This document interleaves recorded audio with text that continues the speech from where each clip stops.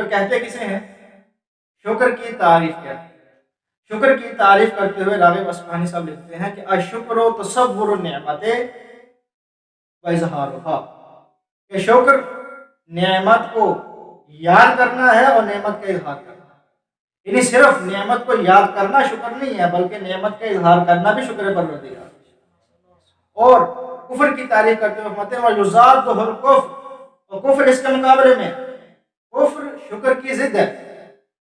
اور فرماتے ہیں کفر کیا ہوتا ہے؟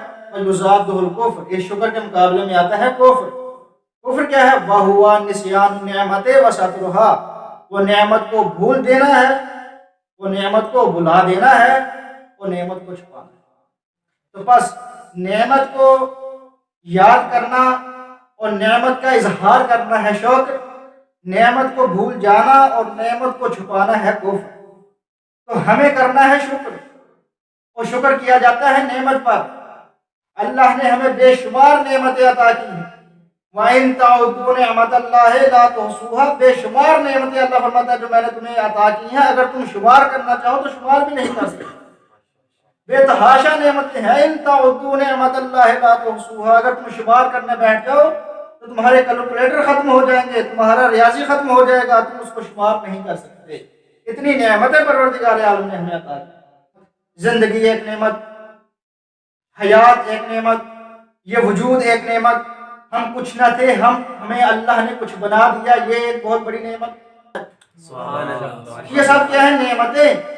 اور رضوان محترم، ایک نعمت پروردگار نے ہمیں ایسی عطا کی ہے کہ جس نعمت کا مقابلہ کوئی چیز بھی نہیں کر سکتی، حتیٰ کہ نہ ہمارا یہ وجود، نہ ہماری یہ زندگی، نہ ہماری یہ حیات، نہ ہماری یہ آنکھ، نہ ہمارے یہ کان، کوئی شے بھی اس نعمت کا مقابلہ نہیں کر سکتی، حتیٰ کہ جنت بھی اس نعمت کا مقابلہ نہیں کر سکتی جو اللہ نے ہمیں آل محمد کی صورت میں عطا کی۔ سبحان اللہ۔ محمد وعلی محمد صلوات اللہ صلی علی محمد وعلی محمد۔ کوئی نعمت اس نعمت کا مقابلہ نہیں کر سکتی، اس لیے کہ ہر نعمت اسی نعمت کے بعد ہے، اور ہر نعمت اسی نعمت کی وجہ سے ہے۔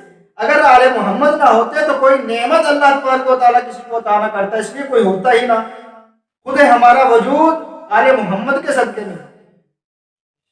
اٹھائیے حدیث قصہ میں جب اہل بیت اطہار علیہم السلام چادر تطہیر کے نیچے جمع ہو گئے، اس وقت ملائکہ نے پوچھا یا رب ومن تحت الکسا، اے پالنے والے کون ہے اس چادر کے نیچے؟ یا رب ومن تحت الکسا، اے پالنے والے کون ہے اس چادر کے نیچے، کون ہے اس کسا کے نیچے؟ تو اس وقت اللہ تبارک و تعالیٰ نے کیا فرمایا تھا؟ یا ملائکتی و یا سکان سماواتی، اے میرے ملائکہ اور اے میری آسمان پر رہنے والی مخلوق، یا ملائکتی و یا سکان سماواتی انی ما خلقت سماء مبنیۃ ولا ارض مدحیۃ ولا قمر منیر ولا شمس مضیۃ ولا فلک یدور ولا بحر یجری ولا فلک یسری الا لمحبت هؤلاء الخمسۃ الذین هم تحت الکساء۔ اللہ فرماتا ہے میں نے یہ ساری چیزیں نہیں بنائی مگر بنائی ہیں انہی پانچ کی وجہ سے جو چادر کے نیچے۔ اور محمد وعلی محمد صلوات اللہ صلی علی۔ تو ساری چیزیں بنی ہیں آل محمد کے صدقے، ہر نعمت اس نعمت کے بعد ہے، اور سب سے کوئی نعمت اس نعمت کا مقابلہ بھی نہیں کر سکتی، اس لیے کہ اگر یہ نہ ہوتے تو کوئی نعمت ہی نہ ہوتی۔ یہ کائنات کا وجود اسی وجہ سے، جتنی بھی چیزیں وہ جیسے کے سامنے گزری ہیں کہ انی ما خلقت السماء مبنیۃ ولا ارض مدحیۃ، میں آسمان نہ بناتا، زمین نہ بناتا، تو ایک دریا نہ بناتا، کشتی نہ بناتا، کچھ بھی نہ بناتا، سب کچھ بنایا ہے میں نے صرف سب کچھ بنایا ہے صرف انہی کے صدقے۔ اور جب حضرت آدم علیہ السلام نے اہل بیت اطہار علیہم السلام کا نور دیکھا تو پوچھا کہ اے پروردگار یہ کون ہے، یہ کون سی ہستیاں ہیں کہ جن کو تو نے مجھ سے بھی پہلے خلق فرمایا؟ کیا جواب دیا تھا اللہ تبارک تعالیٰ نے کہ یہ وہ ہیں کہ آدم اگر میں انہیں نہ بناتا تو تجھے بھی نہ بناتا، لولا کا لما خلقت الافلاک، کہ حبیب اگر میں تجھے پیدا نہ کرتا میں کچھ بھی پیدا نہ کرتا، سب کچھ بنایا ہے میں نے تمہارے لیے۔ تو نعمت سب سے بڑی نعمت کون سی ہوئی؟ محبت اہل بیت۔ سب سے بڑی نعمت ہے محبت اہل بیت، اس نعمت سے بڑی کوئی نعمت نہیں۔ اور نعمت پر کیا جاتا ہے شکر، وجہ چاہوں گا بدلا، اور نعمت پر کیا جاتا ہے شکر، اور سب سے بڑی محبت اور سب سے بڑی نعمت ہے محبت اہل بیت۔ تو جب سب سے بڑی نعمت ہے محبت اہل بیت، تو نعمت پر کیا جاتا ہے شکر، تو پھر ہمیں کرنا ہے محبت اہل بیت کا شکر۔ اور شکر کیا ہوتا ہے کہ نعمت کو یاد بھی کیا جائے، اس کا اظہار بھی کیا جائے۔ تو ہمیں صرف محبت اہل بیت کو یاد نہیں کرنا، اس کا اظہار بھی کرنا ہے۔